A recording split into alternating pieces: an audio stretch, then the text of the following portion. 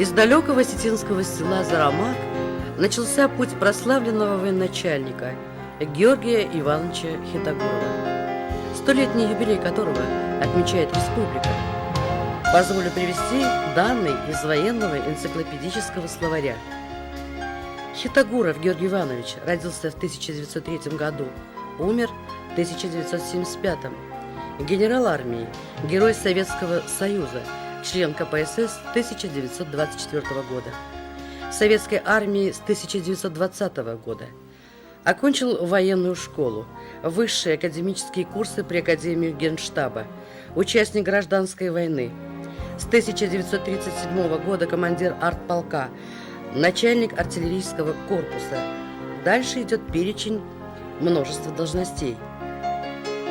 Путь генерала армии Хитагурова был тернист, ведь звания и должности добывались на поле брани.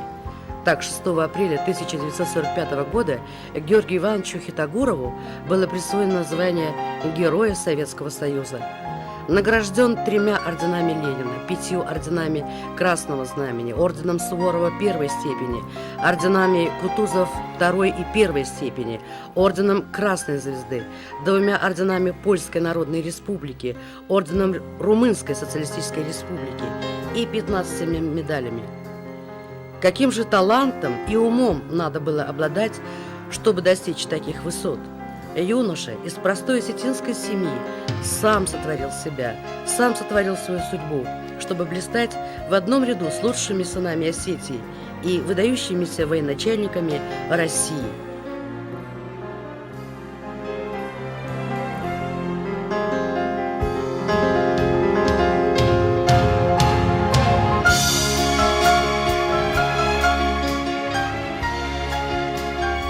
К началу Великой Отечественной войны за плечами Георгия Ивановича Хитагурова уже был солидный опыт службы на командирских должностях. Он участник боевых действий на Дальнем Востоке. Особое место в биографии Хитагурова занимает Великая Отечественная война, в которой он участвовал с первого до последнего дня. Ожесточенные бои в Прибалтике, под Москвой, Сталинградская битва, освобождение Дона, Украины, Крыма, Молдавии. Особенно гордился Хитагуров тем, что под его командованием пал один из важнейших бастионов фашистских войск – Познань. Сегодня в юбилейные дни нашего замечательного земляка приходится сожалеть, что так невелики архивы, что так стремительно уходят из жизни те, кто рядом с ним воевал. Благодаря писателю Василию Македоновичу Цаголову, автору книги «И мертвые вставали», мы можем подержать в руках письма Георгия Ивановича Хитагурова. Письма удивительные своей простотой, отсутствием самолюбования и своей сверхзначимости.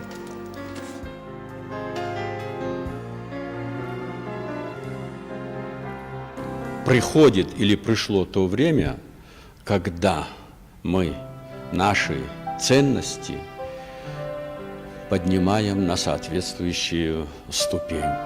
Именно вот теперь в нашей республике отмечается столетие видных военачальников нашей страны, видных земляков, любимцев нашего народа. Это столетие Иса Александровича Плиева, прежде всего, далее Георгия Ивановича Хитагурова, далее Хаджи Умара Джиоровича Мамсурова. Это гордость нашего народа, гордость нашей республики.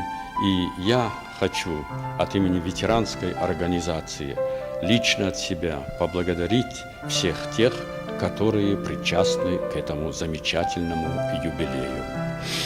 Так уж случилось, что да, мне удалось повидаться, повстречаться и с Плиевым, и с Хитагуровым. Прослужил я в армии достаточно много, исколесил немало регионов нашей страны, побывал и за рубежом в группе советских войск в Германии. И я хочу вспомнить ту встречу, которая состоялась именно в группе советских войск Германии. Ведь наша страна и другие страны входили в объединение Варшавский договор. Естественно, в то время, я хочу это сказать, мне выпала, что ли, доля служить в советских вооруженных силах тогда, когда наша страна, когда наши вооруженные силы были на высоте, когда с нами считалось. А это было время холодной войны. К сожалению, конечно, лучше бы она была теплой такой, и отношения были нормальные. Однако, вот история есть история, и часто проходили совместные объединенные учения. И вот в один из периодов этих учений Варшавского договора мне удалось повстречаться именно в Германии с Георгием Ивановичем. Ну, так какая-то была обстановка, что она, ну, что ли, звала к тому, чтобы действительно с ним встретиться, с ним поговорить. Я рад тому, что эта встреча была доверительной, эта встреча была земляческой, эта встреча была такой, которая оставила значительный след, в частности, в моей жизни. Ведь я еще относительно тогда был молодой офицер, вот в звании я был, по-моему, старший лейтенант, и служил я в вооруженных силах в виде войск военно-воздушных сил и обеспечивал учения, обеспечивал полеты и наших войск, и союзных. И вот на этих учениях мне как раз-то и пришлось с ним повстречаться. Я доволен этой встречей чем? Тем, что вот гордость какая-то гордость, что вот такой представитель нашей республики Георгий Иванович Хитагуров на таком высоком уровне представляет страну, наш народ. Ну и прямо скажем, разговор-то в принципе шел на русском языке. Давайте будем говорить, что русский язык – это язык общения все-таки, значит.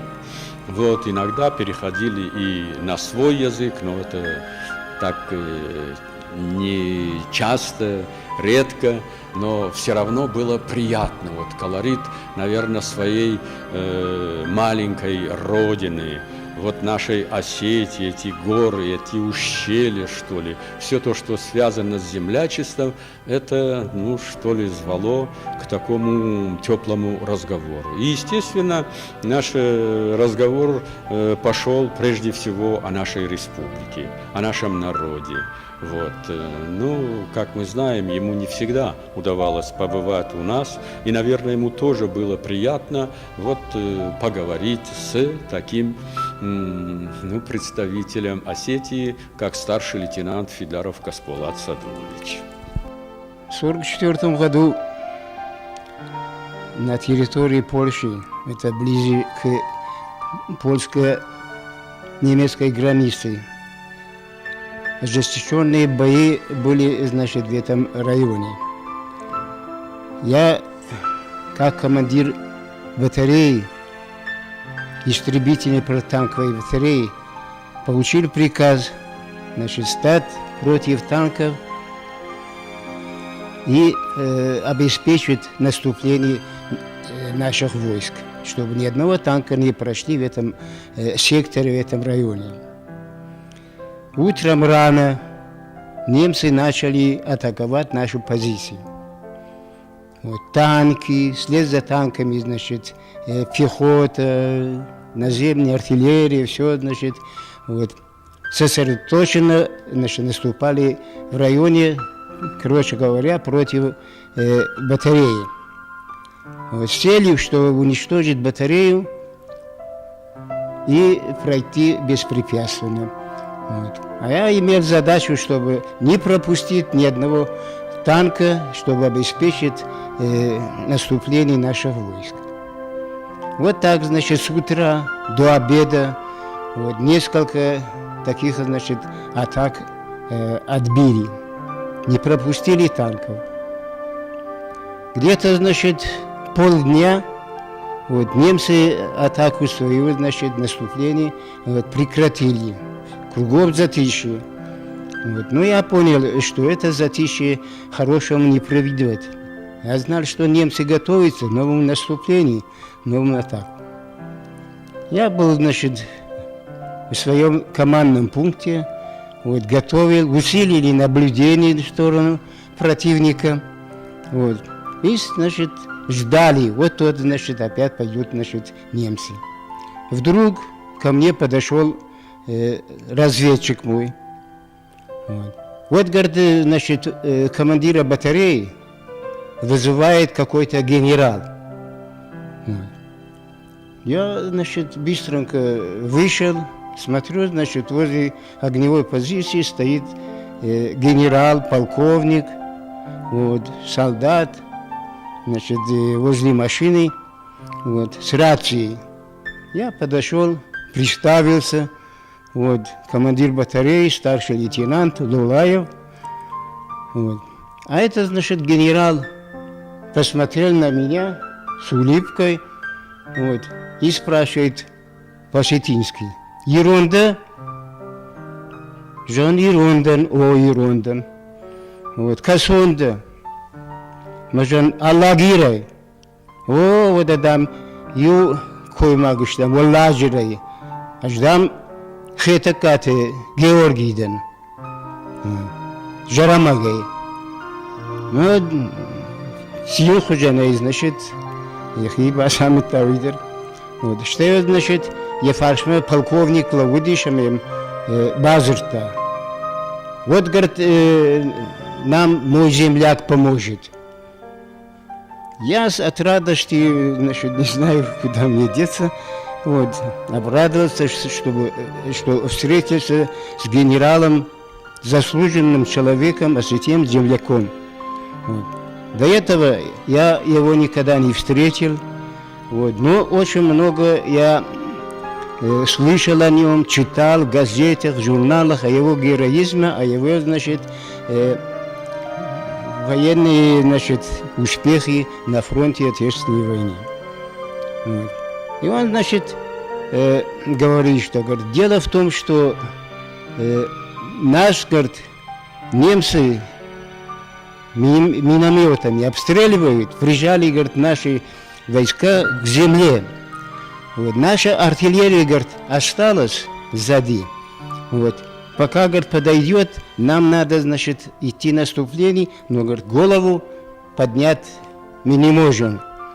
Вот. Мы, говорит, с утра наблюдали действия вашей батареи, вот. Хотим, чтобы вы нам помогли. Вот. Уничтожить надо вот это минометные батареи, там, значит, немцев, вот, чтобы войска пошли в наступление.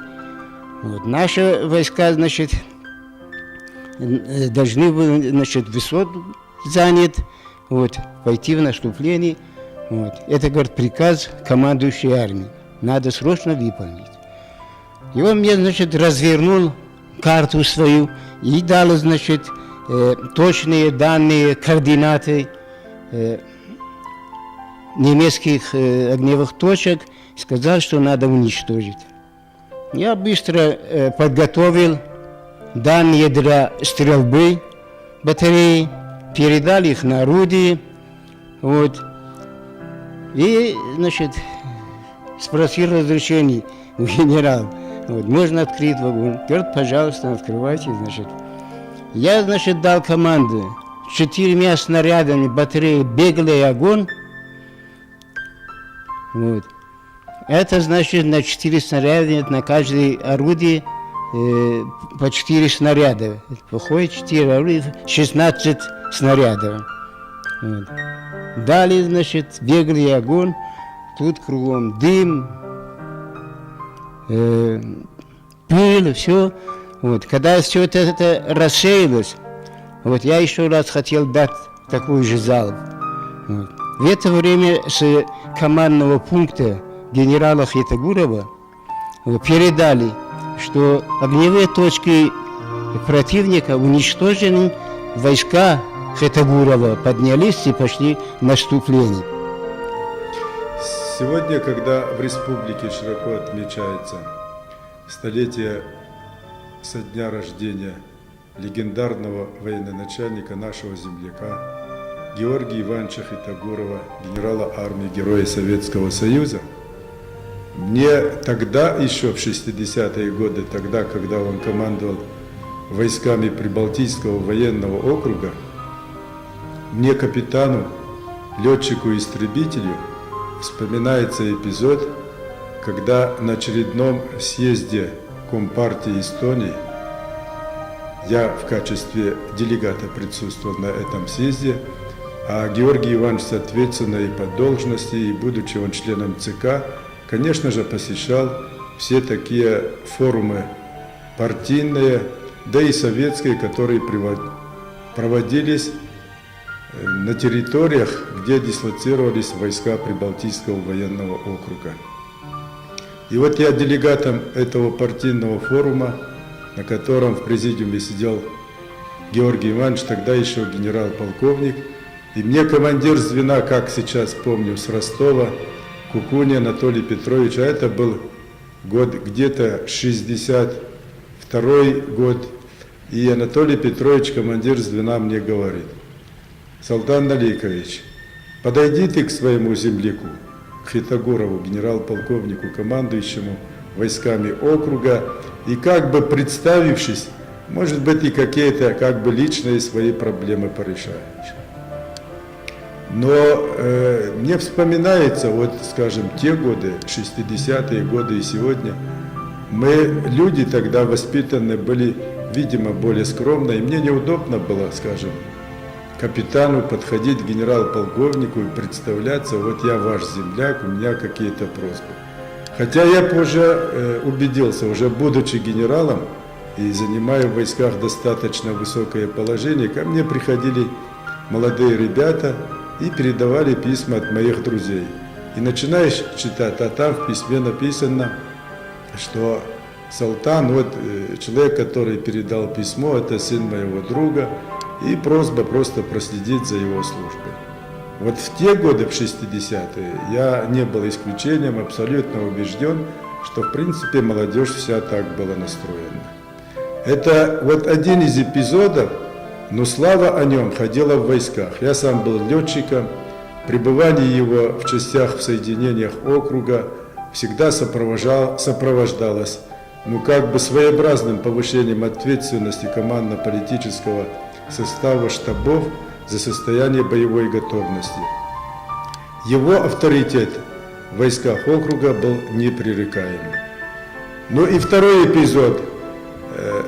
Если честно говорить, я сам не был свидетелем этого эпизода, но рассказывали мне очевидцы, когда он на сессии Верховного Совета Эстонской ССР, находясь там, и слышит, что заседание идет на эстонском языке, который он, конечно, не понимал. И этот эпизод, почему я вспоминаю сегодня, каждый из нас гордится своей национальной принадлежностью к той или другой нации. Но Георгий Иванович, вот в моем представлении сегодня назад оглядываясь, он был видным военачальником, он был патриотом, он был и интернационалистом. И слыша разговор на эстонском языке, который все не понимали, естественно, присутствующие, скажем, русскоязычная часть участников заседания Верховного Совета Эстонии, он попросил слова. И, выйдя к трибуне, обращается к участникам сессии на осетинском языке. Саулдам зурут Адам, жоку намбарынват. Масамиронов кфанахаштакутта. Вот к нему обращаются уже и участники сессии, говорит: товарищ Хитагуров, мы вас не понимаем, о чем вы говорите. И он, обращаясь ко всем, говорит: и я вас не понимаю, о чем вы говорите. Давайте будем говорить на понятном для всех языке. Это государственное мероприятие, и мы должны вести разговор на том языке, который для всех понятен. Представители старшего поколения помнят о знаменитом хитагуровском движении на Дальнем Востоке. А случилось это в 1937 году. жена Георгия Ивановича Валентина, обратилась к девушкам огромной советской страны с патриотическим призывом участвовать в освоении Дальнего Востока. Этот призыв был услышан и остался в истории как Хитогоровское движение.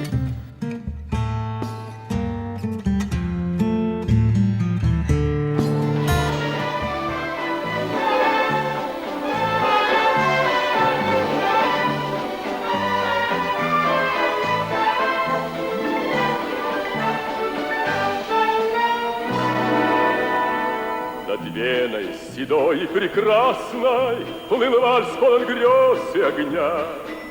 Звучал он то нежно, то страстно, и всех опьяняла весна. Весна 45-го года, так долго Дунай тебя ждал. Вальс русский на площади Вены свободных солдат на гармонии играл.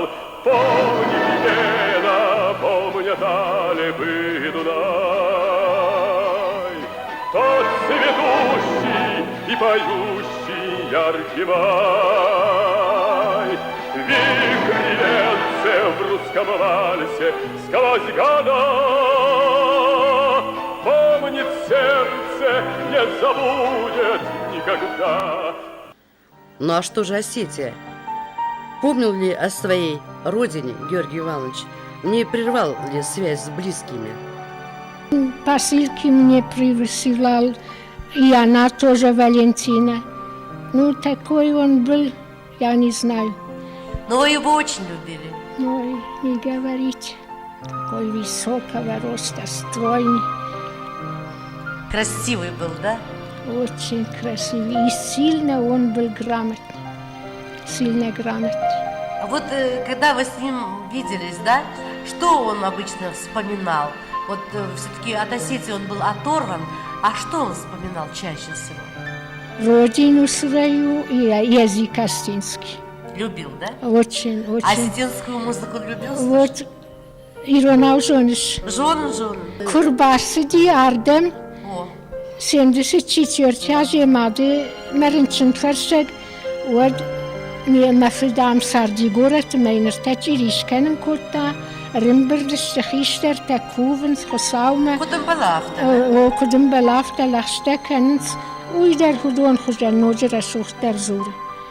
на эфирок кота ежак. Ушмем куве дишекtekene. Ase de stadem na erbatestem na khutek binonte mijn aftejan. Jaga bojam. Dishagmem keshi Vind desas de Iristonia sittem maironil zakudzons. Mam nerachskafte. Tuta varja. Uita kudzachtai. Mamanen ironil Iristonu medikagmad. Medikagmad moi evzat kudfiroch kanon. Warashina zachta fala yesesir medikagfid. ما اسكت قام مزدام ميدال كموردين تلنخسن فلما ماد ما فدش الإيرستون وورشيش. أخم إيرون فشتكوت تا جرون دالفاويتل ما يومش كشكي بازاتن أما قاقن شباقا قطام يوسرالي باليزي ير فشتاخات فنزاي فارشتمارشدي أما يودي مادو دي تنگرنشن أما أنا انقلجنا سوري بني سير بالودي أما ما خفت جي خياج زادشتم يخدقش كتا أما زجاخد دويني تاسوني أخن أما أفتر زجاخدو ما شيد كتا يخيش طرف شمار در بيتا زباخترو قابو ماتر سرق من دان خشت كتا فباتشت جرما شتود خزار ما أصدشتم ما خود كوارتيري ساردشتم مقلي رالغدشتم Ardem her pieçay fırtırar vıçlıyım am ragmatsıdıştam. Ma kuttam mevşin khisav ma khivulder plemyanitsete. Ama yom nakhashta kuttam yuvulder zırta yirona. Yuna nakhashta rutşagavniş kutta. Afşmari yom işte kuştırta odiyafta. Ma khalkashtırtı. Ama her mevşin çiu umaçın zırta. أما فشينشي ويدرف شرم كوتا ما يسور بعد قدرنا كوتا ما ينافتش تشنز أجو سقط زلا بونالدن أما كتر دا باجيل كافون كوتونوي ما إنساد ما فارش مش بعد Махудам чинзейса махонжа гамарта, вера махуд. Уйманан чинзуди манардар чинзнай бажай загжаду. Фанахашта кота, фаят кота, ркода кота, яфидейна вахта, шаттон службама, ама жахта кана доктор, навод инженер, уйтахайма шамуди хетакатан, дукабар хетаката габо, штыр докторта, ка Сталинграда куштой, ама жахта хеодон айбвинан, хеодон фаштакамаде доктору айжалга. Ама кбажитта намавазы ядма в шаттон служба канама. Вот мамшон в садик кушта, вот ербадалтай губата Михал, бешлехот затте, удон бешлехот ветер, удон удыште ямадов смерть. Ма удони махом хошин котта, хаштон замат етташен хашта. Мажахта дотояхта яфидне. Дотто ждене шузанан абшаттон доктор. Ема йод фидеш разі, вода хорка де абшаттон доктор узна. Ма йом письмо кфшташа махиша штейбакаштан. Вода авто дабон хоржот не абшаттон доктор. Габо – это гордость нашей фамилии, то не только нашей фамилии. Такие люди не являются просто фамильными людьми. Это человек, который народный человек, не только Осетии, но всего Советского Союза, который сделал, все об этом знают, сделал очень большой вклад в развитие там военной науки или военной техники Советского Союза. Он в свое время командовал самыми такими ответственными военными округами. Это Прибалтийский военный округ, Северная группа войск, Дальневосточный военный округ. Человек, который сделал очень большой вклад и который прославил свой маленький народ. Наравне с Хитагуровым Костан, Дукапар Хитагуров, который лично присутствовал при операции Ленина, допустим. Вот такие у нас есть, и кроме него, у нас очень много людей, по которым надо равняться. Но особенно Габо это является гордостью нашей фамилии, по которому надо равняться. И молодежь должно это понимать и равняться, и тянуться к таким вершинам. Сегодня, как никогда, нужны необходимы кумиры. Разве не пример для подражания генерал армии, герой Советского Союза Георгий Иванович Хитагуров? Уж его поколению никак бы не пришла мысль, как говорится, откосить от армии. Время, в которое сформировалась личность нашего земляка, никак не назовешь легким. Вдумайтесь, гражданская, Великая Отечественная война, разруха, голод, возрождение страны из пепла. И все это пришлось пережить его поколению. И неважно, как давно все это было. Сколько раз жизнь доказывала, что вместе со временем не должно уходить в прошлое высокие идеалы, принципы. 20 век при всей своей трагичности был временем всенародного подвига, святого отношения к родине, рыцарского служения ей. Одним из рыцарей 20 века был и генерал армии, герой Советского Союза Георгий Иванович Хитагуров.